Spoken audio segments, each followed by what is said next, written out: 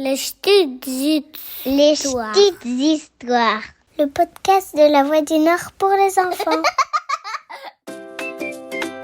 Bonjour et bienvenue dans Les petites histoires, le podcast de la Voix du Nord pour les enfants. Je m'appelle Elodie et aujourd'hui, je vous emmène dans la classe de CM2 de l'école Simone Veil à Houpplain-en-Couanne, près de Lille.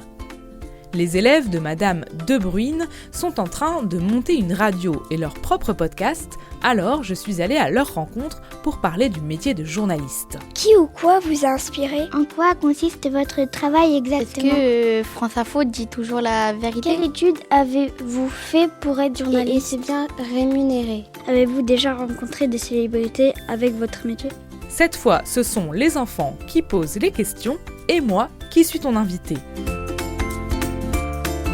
Épisode 2, comment faire pour devenir journaliste ?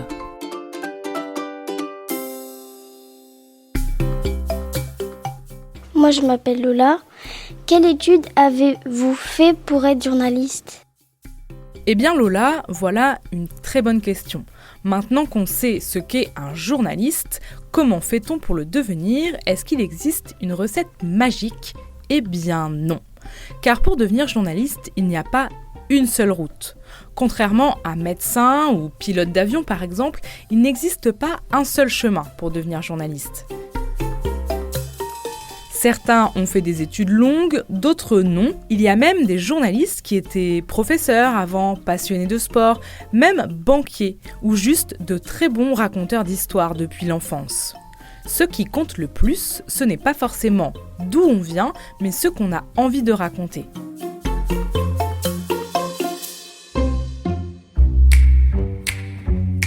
Mais surtout, le journaliste doit avoir plusieurs qualités ou super-pouvoirs.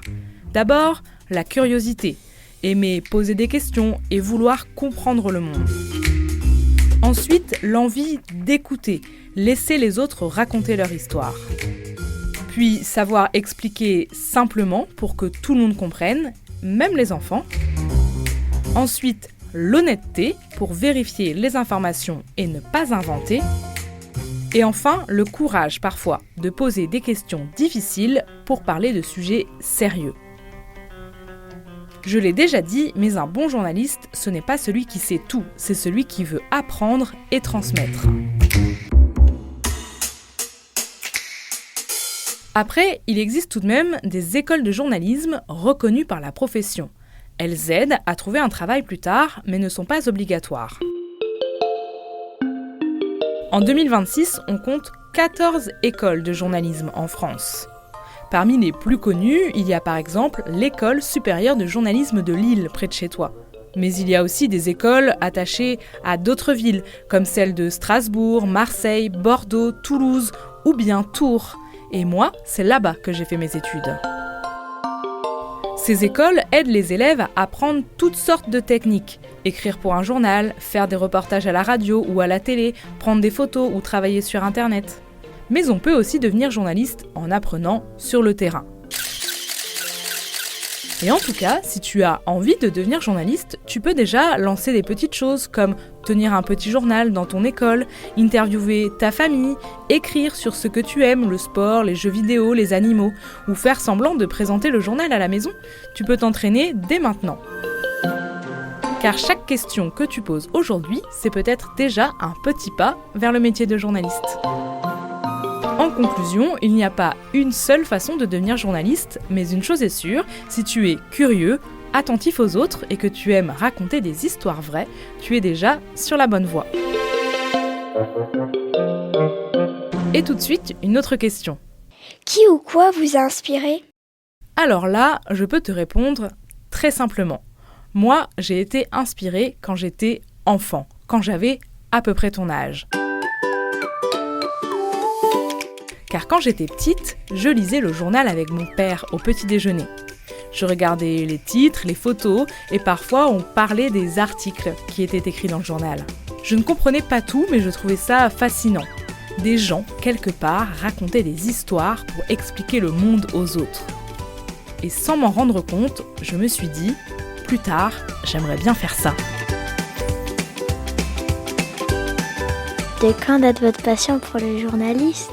Eh bien, vous l'avez compris, ma passion, elle date de l'enfance. Ça fait déjà un petit bout de temps, car oui, aujourd'hui, j'ai 36 ans, mais ce qui est drôle, c'est que cette passion n'a jamais vraiment disparu. Elle a changé et elle a grandi avec moi, évidemment. Au début, c'était juste de la curiosité, puis l'envie de comprendre, puis l'envie de raconter, et un jour, c'est devenu un métier. Alors tu vois, parfois, une passion commence par un moment tout simple en famille. Une discussion, un journal ouvert sur la table, une question posée sans y penser. Et on ne sait jamais jusqu'où ça peut nous mener. Alors, si toi aussi tu aimes poser des questions, écouter les autres, comprendre ce qui t'entoure, peut-être que ta passion est déjà en train de naître. Et qui sait, dans quelques années, c'est peut-être toi qui raconteras les histoires du monde.